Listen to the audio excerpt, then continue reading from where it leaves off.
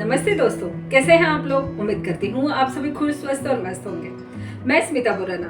दोस्तों, last video में मैंने आपको हेल्थ इंश्योरेंस का क्या महत्व है और जब हम सेविंग, प्लानिंग या इन्वेस्टमेंट करते हैं तो हमारे जो एक्सपर्टीज है उनके थ्रू आपने सुना था कि हेल्थ इंश्योरेंस का कितना महत्व है, राइट। तो आज मैं आपको ग्रेस पीरियड के बारे में बताने वाली हूँ। ग्रेस पीरियड यानी कि जब हम पॉलिसी निकालते हैं और जब वह ख़त्म होने वाली रहती है तो उसके पहले हमें वह रिन्यू करवाना बहुत ज़रूरी होता है।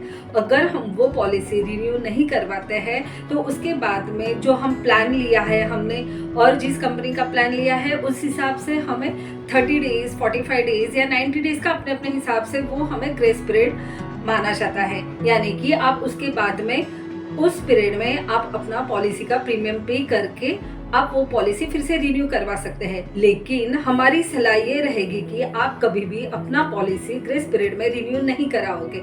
बहुत सारे लोग सोचते हैं कि हम कोई बात नहीं, हम लोग ग्रेस पीरियड में अपना पॉलिसी रिन्यू करवा लेंगे, लेकिन ऐसा नहीं करना क्योंकि उसके बहुत सारे डिसएडवांटेज है। और वो डिसएडवांटेज क्या है आपको बता। और जब वो पॉलिसी लैप्स हो जाती है यानी कि ग्रेस पीरियड में जाती है तो उसके जो डिसएडवांटेज है वो ये है कि आपको जो डे 1 से कवरेज मिलता था वो आपको नहीं मिलेगा। और समझो कोई मेडिकल इमरजेंसी आ जाती है और उस दौरान अगर आपका हॉस्पिटलाइजेशन हो जाता है या तो फिर कोई क्रिटिकल इलनेस आ जाता है तो उस टाइम पे आप वो क्लेम कोई भी आपको पेबल नहीं रहेगा। और बात यह है कि जैसे आपका जो नो क्लेम बोनस यानी कि पॉलिसी खत्म होने के बाद में जो बोनस आपको ऐड होके आता है वो बोनस का बेनिफिट भी आप नहीं ले सकते। और ग्रेस पीरियड में जब पॉलिसी जाती है तो उसके बाद में अगर समझो कोई क्रिटिकल इलनेस आ गया तो उसके बाद अगर आप आपकी पॉलिसी का प्रीमियम पे करते हो तो वो कम्प्लीटली चॉइस कंपनी की होगी। वो देखने के बाद में कि वो आपको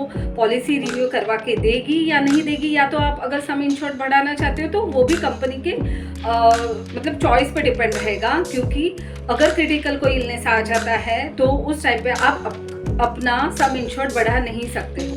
साथ ही में समझो अगर कोई हॉस्पिटलाइजेशन हो गया या क्रिटिकल इलनेस आ गया तो उसके बाद में आपको डिक्लेयर करना पड़ेगा कंपनी को। आपको डिक्लेयर करना पड़ेगा कि किस वजह से आप हॉस्पिटलाइज होते हो। उसके बाद में कंपनी डिसीजन लेगी कि आपका पॉलिसी रिन्यू करवाना है या नहीं है। और साथ ही में दोस्तों मेरा ये मानना है कि मैं आप सभी को यही सलाह एडवाइस देना चाहूँगी कि आप कभी भी अपना पॉलिसी ग्रेस पीरियड में रिन्यू नहीं कराएं।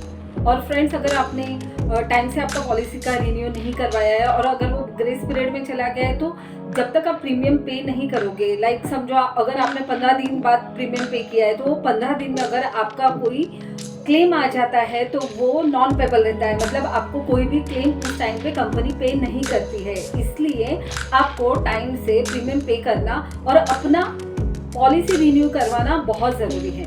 तो फ्रेंड्स, हमारी यही एडवाइस आपको रहेगी कि आप हमेशा हर साल अपना policy time to time renew करवाते जाइए और आप कभी भी अपना पॉलिसी ग्रेस पीरियड में नहीं जाने दोगे। सो फ्रेंड्स, आज के लिए इतना ही। और जाते जाते इतना ज़रूर कहना चाहूँगी, स्वस्थ रहिए, खुश रहिए, मस्त रहिए, अपने और अपने परिवार का ध्यान रखिए। फिर मिलते हैं अगले वीडियो में कुछ नई बातें, कुछ नए अंदाज लेकर। तब तक के लिए धन्यवाद। Thank you.